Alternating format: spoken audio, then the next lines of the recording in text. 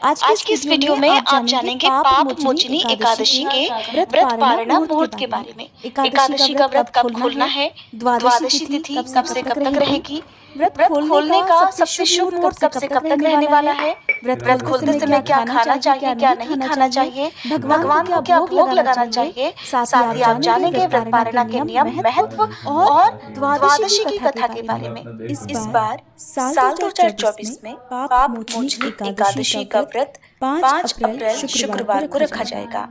एकादशी तिथि प्रारंभ होगी 4 अप्रैल गुरुवार की दोपहर 4:15 से और समाप्त होगी 5 अप्रैल शुक्रवार को दोपहर 1:28 पर। इस बार एकादशी का व्रत चाहे गृहस्थ जन हो या वैष्णव संप्रदाय के लोग हो, एक ही दिन यानी 5 अप्रैल शुक्रवार को ही रखेंगे। द्वादशी तिथि प्रारंभ होगी 5 अप्रैल शुक्रवार की दोपहर 1:29 से। इसी के साथ हरिवासर का समय भी शुरू हो जाएगा और 6 अप्रैल शनिवार को सुबह 10:19 पर द्वादशी तिथि की समाप्ति होगी। इसके बाद से त्रयोदशी तिथि प्रारंभ हो जाएगी। अब जानिए हरिवासर के समय और व्रत पारण मुहूर्त के बारे में।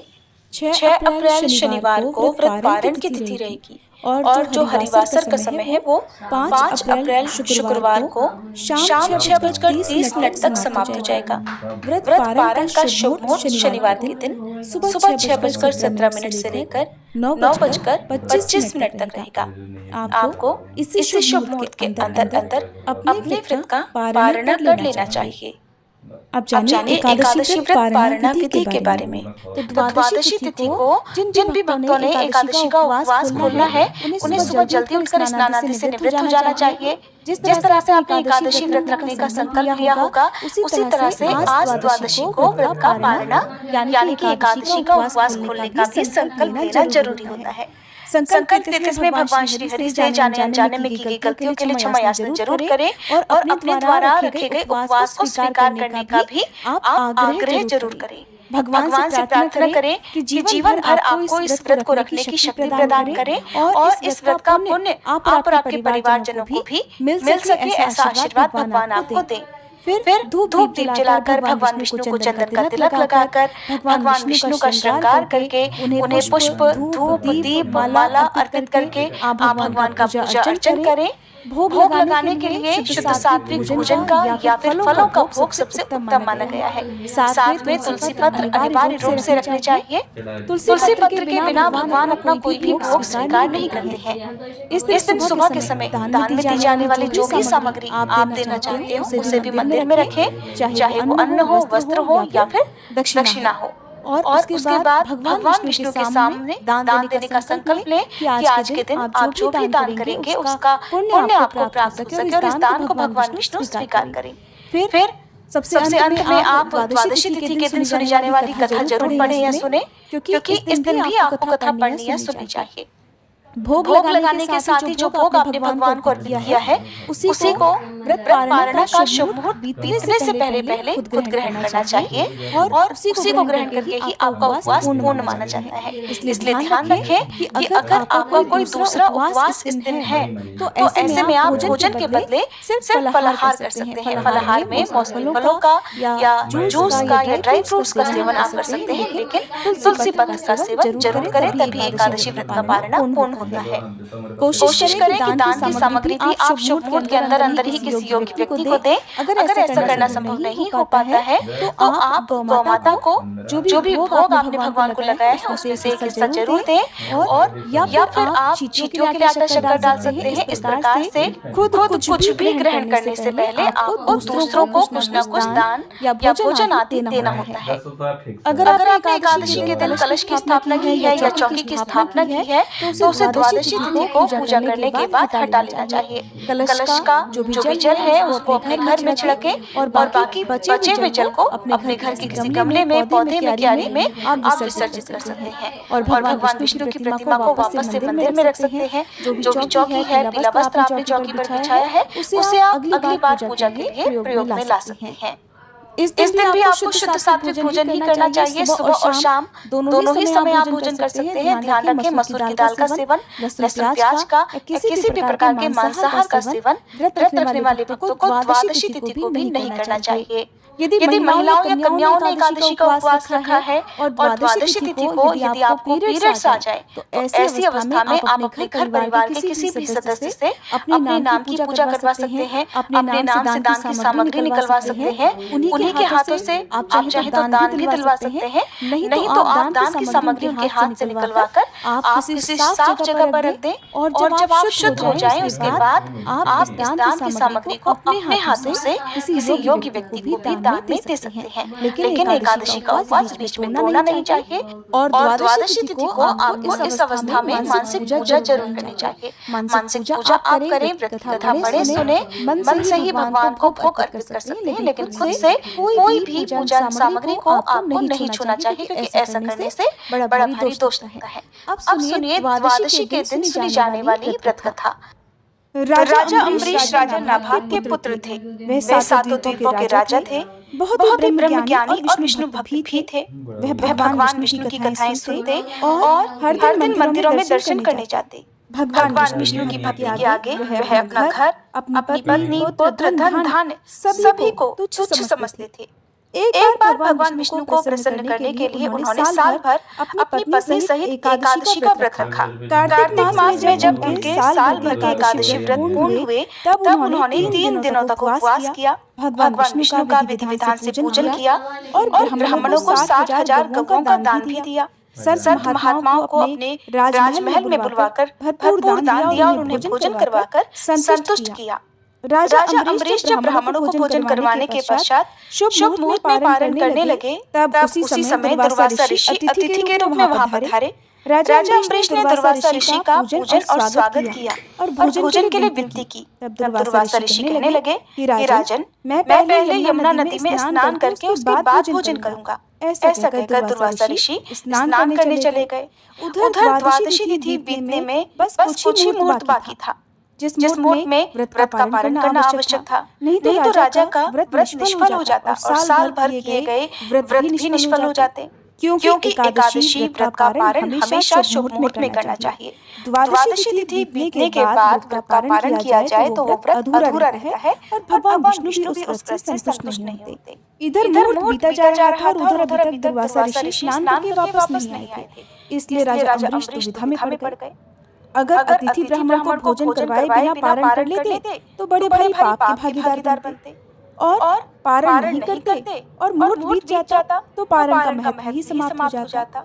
इसी प्रकार दुविधा की स्थिति में जब राजा को बाकी ऋषियों ने देखा तब ऋषिगण कहने लगे कि हे राजन, आप मुहूर्त बीतने से पहले केवल जल और तुलसी पत्र से पारण कर लीजिए। ऐसा करने से आपका व्रत भी व्यर्थ नहीं जाएगा और कोई दोष भी नहीं लगेगा। और फिर जब दुर्वासा ऋषि स्नान करके वापस आ जाए तब उन्हें भोजन कराकर आप स्वयं भोजन कर लीजिएगा। ऋषियों के परामर्श पर राजा अम्बरीश ने जलपान और तुलसी पत्र का सेवन कर लिया और दुर्वासा ऋषि की प्रतीक्षा करने लगे। यमुना से स्नान करके लौटने पर दुर्वासा ऋषि अपनी तप शक्ति से जान गए कि राजा अम्बरीश ने जल और तुलसी दल का सेवन कर लिया है। फिर दुर्वासा ऋषि ने अपना अपमान समझा और क्रोधित होकर कहने लगे कि राजन, तुमने धर्म का उल्लंघन किया है। मुझे भोजन कराए बिना ही तुमने व्रत का पारण कर लिया। हे राजन, तू लक्ष्मी और धन वैभव में अंधा हो गया है। तुमने मुझे भोजन का निमंत्रण दिया और घर आए अतिथि को भोजन कराए बिना स्वयं भोजन कर लिया। इस कुकर्म का फल तुम्हें जरूर मिलेगा। दुर्वासा ऋषि अपने क्रोध के लिए जाने जाते हैं। क्रोधित होकर उन्होंने अपनी जटा को उखाड़कर उससे कालाग्नि के समान कृत्य को बनाया जो राजा की ओर दौड़ी। राजा अपने स्थान से तिल भर भी नहीं हटे। उसी क्षण भगवान विष्णु ने अपने भक्त की रक्षा करने के लिए अपना सुदर्शन चक्र भेजा, जिसने उस कृत्य को उसी क्षण जला दिया और सुदर्शन चक्र फिर दुर्वासा ऋषि की ओर मुड़ गया। दुर्वासा ऋषि जान बचाने के लिए भागे, लेकिन जहाँ भी दुर्वासा ऋषि जाते वह सुदर्शन चक्र उनका पीछा करता रहा। आखिरकार दुर्वासा ऋषि ब्रह्मा जी की शरण में गए। तब ब्रह्मा जी कहने लगे कि श्री हरि के तेज से मैं आपको नहीं बचा सकता हे ऋषिवर। ब्रह्मा जी को असमर्थ पाते देखकर दुर्वासा ऋषि भगवान शिव के पास कैलाश पर्वत पर गए।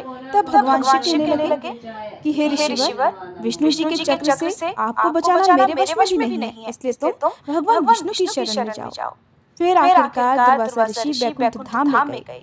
भगवान विष्णु के चरणों में वंदना करके कहने लगे कि साधुओं पर कृपा करने वाले हे प्रभु, मुझ अपराधी की रक्षा कीजिए। मैंने आपके प्रिय भक्त को कष्ट पहुंचाया है, जिसके लिए मुझे क्षमा कर दीजिए। प्रभु मेरी रक्षा कीजिए।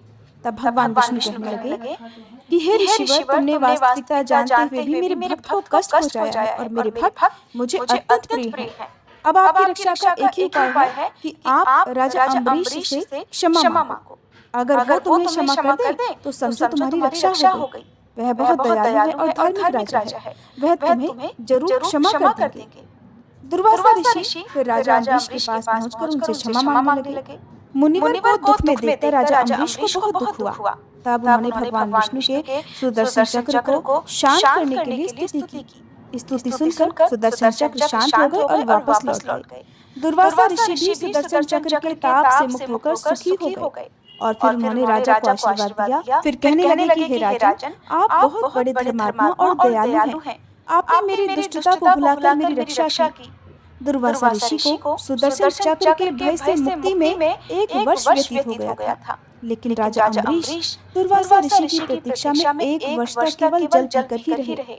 सुदर्शन चक्र से मुक्ति के पश्चात उन्होंने दुर्वासा ऋषि को भोजन करवाकर तृप्त किया और दुर्वासा ऋषि की आज्ञा के बाद फिर उन्होंने भोजन किया। इसके पश्चात दुर्वासा ऋषि अपने लोक को चले गए और राजा भक्ति के साथ राज्य करने लगे। अब सुनिए द्वादशी तिथि के दिन सुनी जाने वाली तुलसी माता की कथा। इन कथाओं को जो भी भक्त सच्चे मन से हर एकादशी व्रत के पारण के दिन सुनता है, भगवान विष्णु उनकी पूजा उनके उपवास से प्रसन्न होकर उनकी मनोकामनाएं पूर्ण करते हैं और अंत में उन्हें मोक्ष प्रदान करते हैं।